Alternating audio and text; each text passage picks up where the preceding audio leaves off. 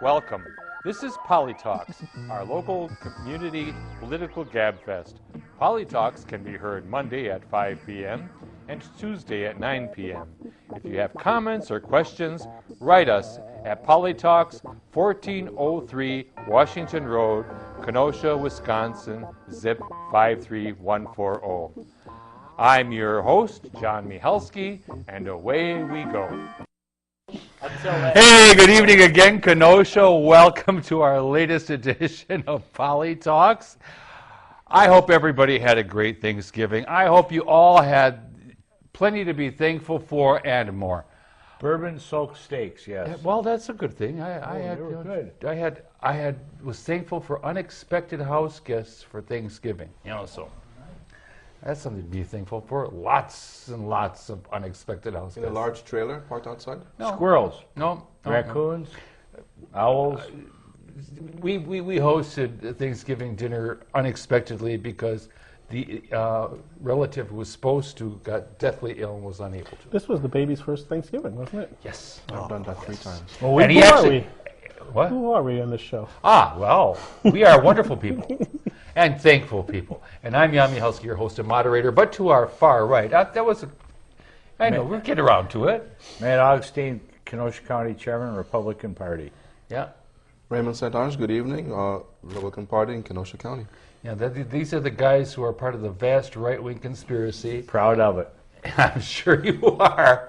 And to my left, far left. I'm Anthony Kennedy. I am a member of the Kenosha County Democratic Party. I'm also alderman for the 10th District, and I'm the one who cares about you.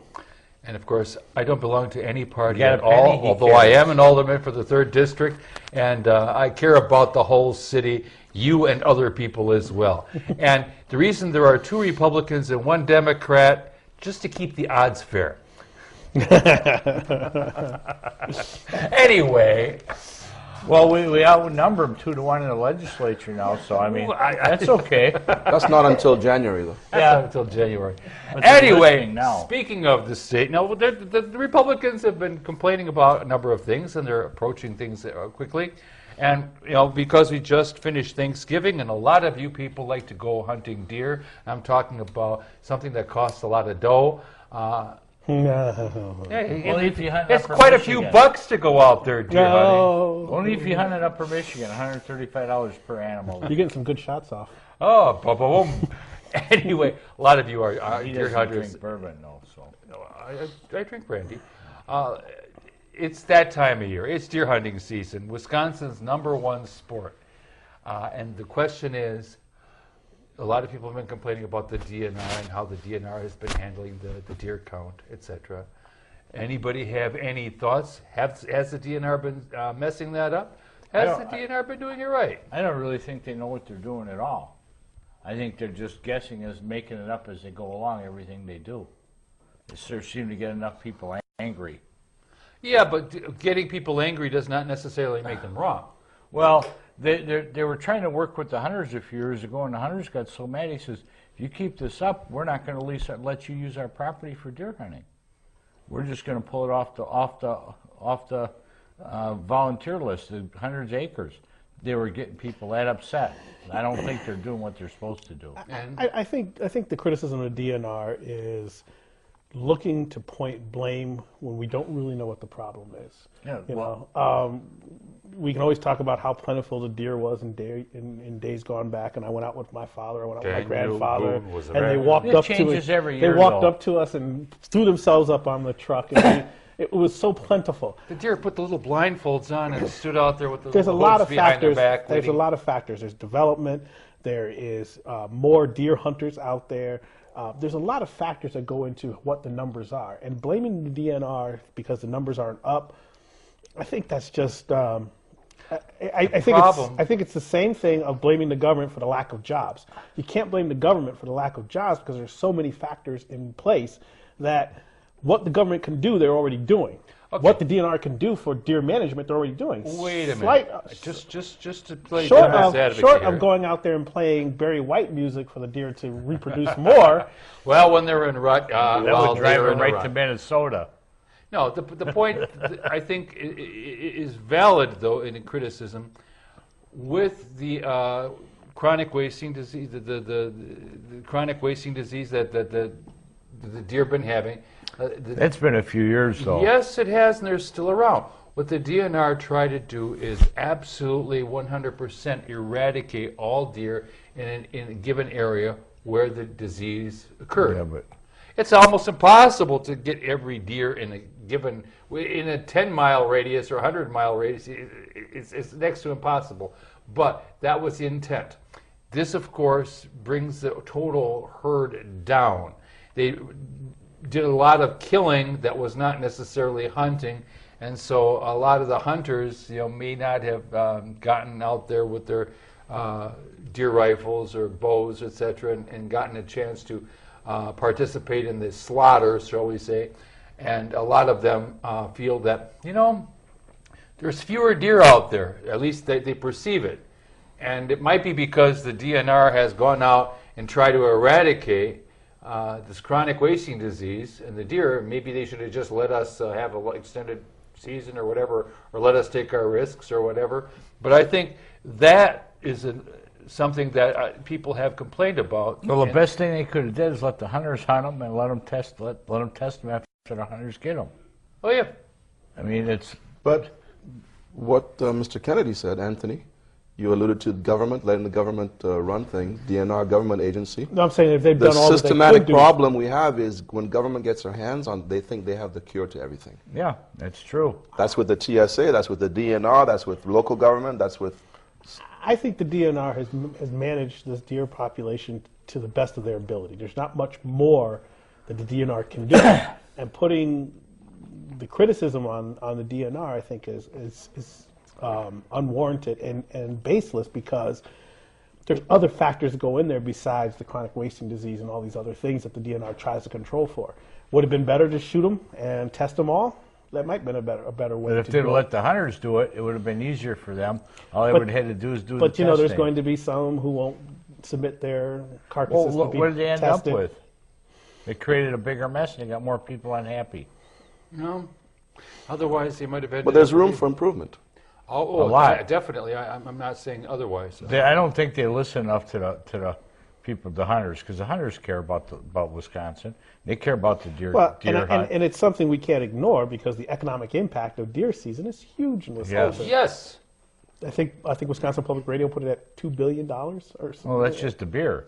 No, that's just the deer. Oh, Yeah, the beer. Oh, well.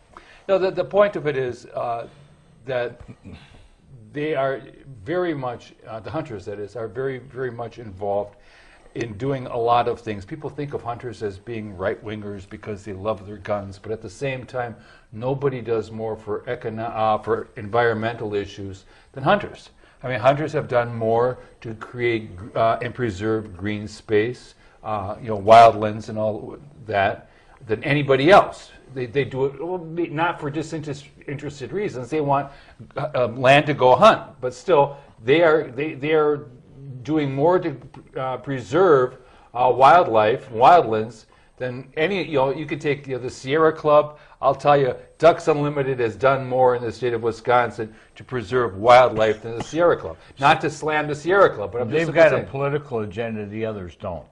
Well, yes, they do. The hunters do too. But They're it's doing it for personal. the right reasons. They See, do it for their own reasons, But I whether wonder, they're right or not. I wonder where the hunters would stand on, let's say, high-speed rail. Well, that's another question. That's a good segue. Next topic. Is it You the can't dead shoot issue? the deer from the train. Why? No, they made too it fast. dead illegal a long time ago. Used to be able to shoot horses off of trains, but they made that illegal. That was about 2 years ago. Well, it was one of those, maybe it's apocryphal stories that in Texas, it wasn't until the 60s that they removed an ordinance from the books saying that you could not shoot an Indian from a moving trolley. And I would like our aldermen to look into it, because I understand in Kenosha it's the same thing, off the trolleys downtown. So let's make sure that's off the books as well. You can shoot a Cleveland Indian fans. Oh, from the there you trolley. go. You can't shoot Indians, but you can shoot Cleveland Indian fans. Yeah. I thought it was bear fans. Well, It's open season on bear Well, fans all the if time. they're clothed, it doesn't matter. But you can't shoot a buck from the trolley, right? Or a Do doe. not shoot a buck from the Oh, trolley. you know what? It depends. You roll for a buck. It's a cheap game. Oh, there we go. Da-dum-bum. Is the high-speed train dead? Yep, I think it's dead. Should it be dead? First, it's not. Yes, it's not high speed. If you're setting up a high street and high speed rail, and you're putting stops along the way for economic development, it's never going to get up to high New speed. York is wrong. South Carolina's wrong. Texas is wrong. North California's Carolina? wrong. All these places who want the money and are salivating Let them over take it. We've got to pay it back anyhow. So- It's money that was printed that doesn't exist. So all of them are wrong to take this money. Perhaps. And Everybody we're is. we're the only right ones to refuse the money. That's why we're in the Perhaps. state we're in, is because we kept taking money that doesn't exist. You know, IOU money. until the rules change, and I again I quote It's the time great to start. council president G. John Ruffalo. Until the rules change, I want Wisconsin to win.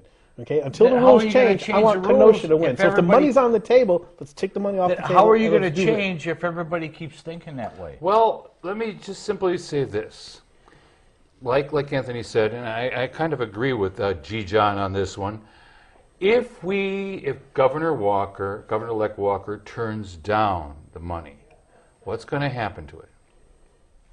It doesn't exist to begin with. Well, yes, it does. It's rubber money. It's fake. It's It was- just okay, like So all where does money. where's But the fake money go? It was printed up on Back a to the printing fakes press. in D.C.? Yes. no, it doesn't. It It will goes get back into a fake bank account. No, it'll go elsewhere for train service elsewhere. Well, Governor Christie turned down fixing that New Jersey, New York tunnel, and they billed him $217 million to pay back what they've already spent. And there's That's right. people, The there's people government who are did. saying that that's economically short-sighted. That yes, while Governor Christie has some salient points in reference to the short term, they're talking. There's you numerous. still got to pay it There's back. numerous economists and world planners who are saying, "Hey, this is good for New Jersey and it's good for New York." So we Short got term world might be a planners problem. telling New But Jersey long what to term? do. Let me ask you a question. I know people who can work in New York City and live in New Jersey, and they can do that because New Jersey cost of living My is so much uncle cheaper did than that. New York City. My uncle, But wages in New York City are so much higher. These rail connections are one of the things that makes it happen. my uncle did that back in all the way till he retired in 1985, 86. He lived in New Jersey, took his car to the train station, rode into the city. And so your you're making our point is, for us. We already got it. They need something else. But the capacity needs to grow. You're making my point for me. Your uncle did it for. Yeah, but that's a high volume, highly populated area. What do we got between Milwaukee and Madison? Deer. We got deer. We got a lot of lakes. You know, it's we got not- one big city in between. It's starting to. Before, when you drove from Milwaukee, there was kind of a darkness on 94. well, it was all rural. Now you got Now you've got the creep starting to happen. I just so think the period of darkness on 94 is just very, like very small. I-94 in Kenosha 15 years ago was all rural. Now it's part of the city. And look what they've done to the city, because they built about And we can 30, see let we the can city see go.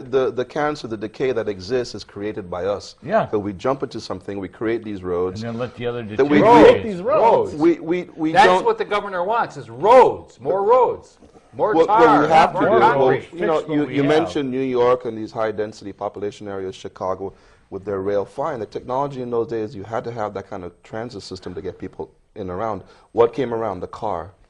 Okay, now the president is pushing for the green machines, right? Mm-hmm. How do we factor in these new volts are going to be coming on the road next 10 years? Who's going to pay for the electricity? And everything else. I think owner. there is room for Where you high-speed gonna get it rail from? if it's high-speed rail, if it serves its purpose. But let's understand. I mentioned that a couple months ago. Let's understand what let's not rush into it. Well, here's our problem. This is the conundrum. We have $800 million that the federal government, and also part of some of the subsidy for maintenance, they talk about $7 million to maintain it annually. So in order to 1.75. 1.75 million. Taxpayers have to kick in. Okay, 1.75. That's not the subsidies for the fares either. I understand, but that's how much the Wisconsin tax, 1.75 million. How many years at 1.75 million would we be paying in